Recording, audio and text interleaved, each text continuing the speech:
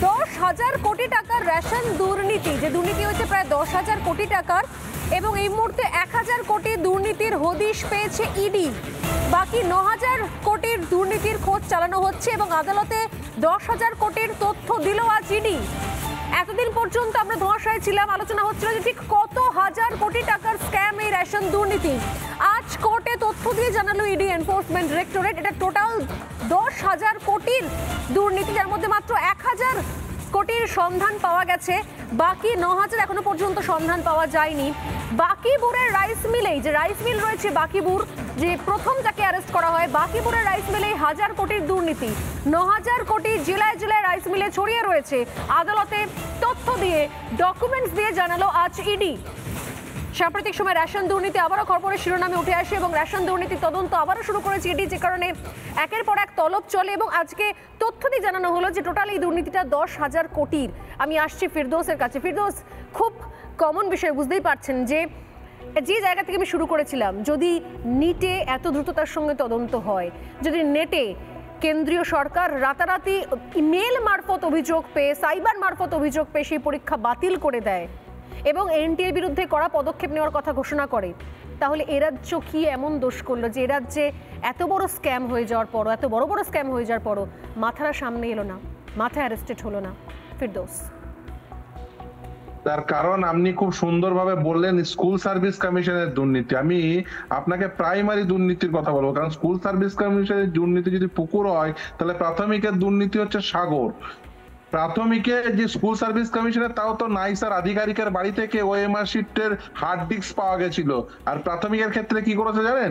Digital কপির নামে যে কপি রাখা হয়েছে ওএমআর শিটের, সেটা হচ্ছে এডিটেবল কপি, অর্থাৎ যে যখন পয়সা দেবে সেটা যে কোনো সময় অল্টার করা যাবে। আর এই রাজ্যে মাথাগুলো কি করে ধরা পড়বে? তার কারণ কোনো তথ্য প্রমাণ শুধু রাখবে না তাই নয়, এই রাজ্যে যেহেতু একটা পূর্ব পরিকল্পিত প্রাতিষ্ঠানিক দুর্নীতি করবেন বলে এই মমতা বন্দ্যোপাধ্যায়ের সরকার একেবারে যেভাবে রিক্রুটমেন্ট রুলস তৈরি থেকে শুরু করে প্রতিটি ধাপে তারা দুর্নীতি করেন। সেই জন্য তারা, যেমন ধরুন প্রাথমিকের ক্ষেত্রে এই রুলস কে তৈরি করেছিল? পশ্চিমবঙ্গ সরকার। তারা রুলসে এইরকম কোনো প্রভিশন রাখেনি যাতে ব্রেকেজ অফ মার্কস সহ মেরিট লিস্ট প্রকাশ করতে হয়। শুধু তাই নয়, আদালতে এসে মিথ্যা কথা বলে এখনো পর্যন্ত 2020 সালে যে merit list with breakage of marks প্রকাশ করা হয়নি কেন, সেই জন্য আদালতে এসে বলেছিল যে আমরা একটা এই সাইবার হ্যাকিং এর জন্য আমরা সেই মেরিট লিস্ট প্রকাশ করতে পারিনি এবং ওয়েবসাইটে প্রকাশ করার পর তুলে দিতে বাধ্য হয়েছিলাম।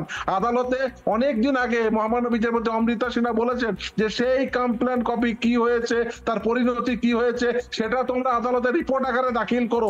এখনো পর্যন্ত সেই নির্দেশ দেওয়ার পরে এতগুলো দিন পেরিয়ে গেছে, এই রাজ্য সরকার, এই পশ্চিমবঙ্গ সরকার বলতে পারেনি যে মানিক ভট্টাচার্য আদৌ কমপ্লেন করেছিল। যদি কমপ্লেন করে থাকে, যদি কোনো অভিযোগ করে থাকে, সেই অভিযোগের উপর ভিত্তি করে এই রাজ্যের পুলিশ কোন ব্যবস্থা নিয়েছে, এবং যদি ব্যবস্থা নিয়ে থাকে তাহলে কি ব্যবস্থা নিয়েছে? রাইট ফিরদৌস, অর্থাৎ কোন সরকার যদি অটোনোমাস বডি বলে তাকে ফুল প্রোটেকশন দেওয়ার জন্য কোমর বেঁধে ময়দানে নামে, তাহলে সেই তদন্ত জীবনে শেষ হতে পারে না। আমার একটাই প্রশ্ন থাকবে ইন্দ্রজিতের কাছে। ইন্দ্রজিৎ, এই সরকারের আমলে আমি শুরু করছি, 1 সারদা, নারদা, গুনতে থাকুন, এসএসসি, প্রাথমিক, রেশন, পুরসভা, আবাস, মিড ডে মিল, একের পর এক দুর্নীতি। মমতা বন্দ্যোপাধ্যায় পদত্যাগ দাবি করবেন নাকি আপনারা?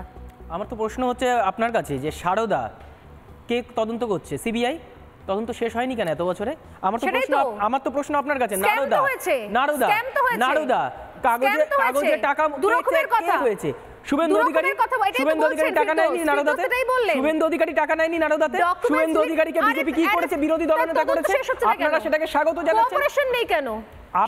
আগে আমার প্রশ্ন যে শুভেন্দু অধিকারীর বিরুদ্ধে কি ব্যবস্থা হয়েছে? আপনি তো বললেন তদন্ত, আপনি একটু আগে বললেন না, দুরকম বললে তো হবে না। আপনি একটু আগে বললেন তদন্ত পরে হবে, আগে পদত্যাগ করা উচিত নৈতিক দায় নিয়ে।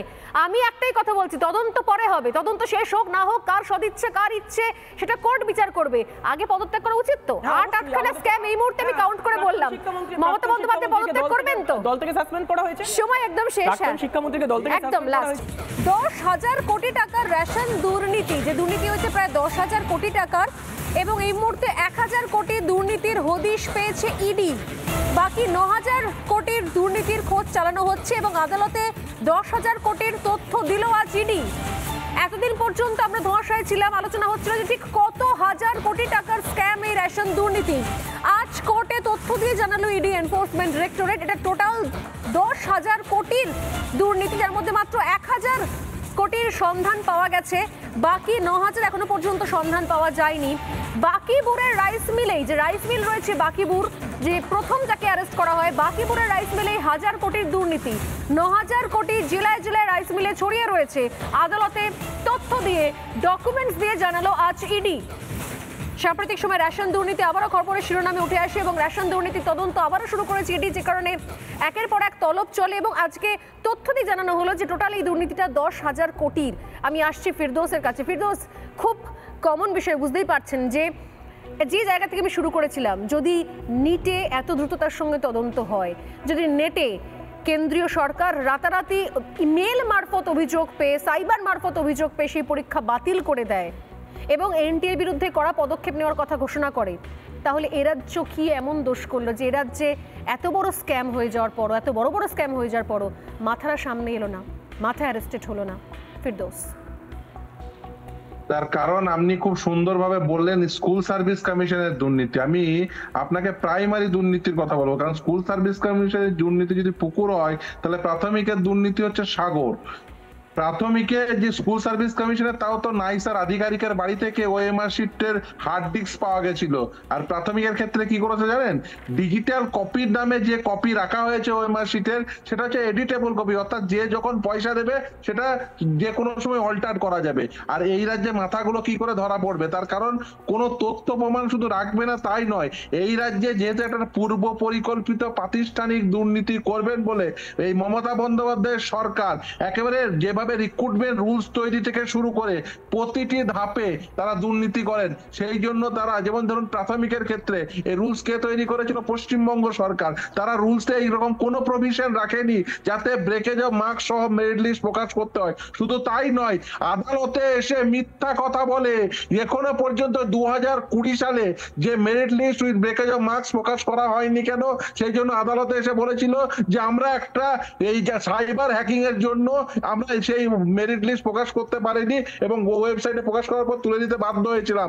আদালতে অনেকদিন আগে মহামান্য বিচারপতি অমৃতা সিনহা বলেছেন যে সেই কমপ্লেন কপি কি হয়েছে, তার পরিণতি কি হয়েছে, সেটা তোমরা আদালতে রিপোর্ট আকারে দাখিল করো। এখনো পর্যন্ত সেই নির্দেশ দেওয়ার পরে এতগুলো দিন পেরিয়ে গেছে, এই রাজ্য সরকার, এই পশ্চিমবঙ্গ সরকার বলতে পারেনি যে মানিক ভট্টাচার্য আদৌ কমপ্লেন করেছিল। যদি কমপ্লেন করে থাকে, যদি কোনো অভিযোগ করে থাকে, সেই অভিযোগের উপর ভিত্তি করে এই রাজ্যের পুলিশ কোন ব্যবস্থা নিয়েছে এবং যদি ব্যবস্থা নিয়ে থাকে তাহলে কি ব্যবস্থা নিয়েছে? রাইট, অর্থাৎ কোন সরকার যদি অটোনোমাস বডি বলে তাকে ফুল প্রোটেকশন দেওয়ার জন্য কোমর বেঁধে ময়দানে নামে, তাহলে সেই তদন্ত জীবনে শেষ হতে পারে না।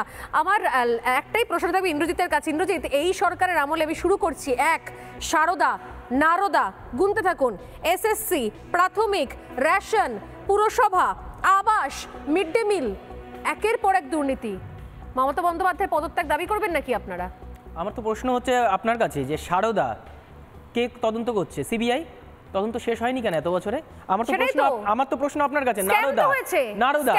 নারদা কাগজে টাকা হয়েছে। শুভেন্দু অধিকারী টাকা নেয়নি নারদাতে? শুভেন্দু অধিকারী টাকা নেয়নি নারদাতে? শুভেন্দু অধিকারীকে বিজেপি কি করেছে? বিরোধী দলনেতা করেছে, আপনারা সেটাকে স্বাগত জানাচ্ছেন। অপারেশন নেই কেন? আগে আমার প্রশ্ন হচ্ছে শুভেন্দু অধিকারীর বিরুদ্ধে কি ব্যবস্থা হয়েছে? আপনি তো বললেন তদন্ত, আপনি তো একটু আগে বললেন না, দুরকম বললে তো হবে না। আপনি একটু আগে বললেন তদন্ত পরে হবে, আগে পদত্যাগ করা উচিত নৈতিক দায় নিয়ে।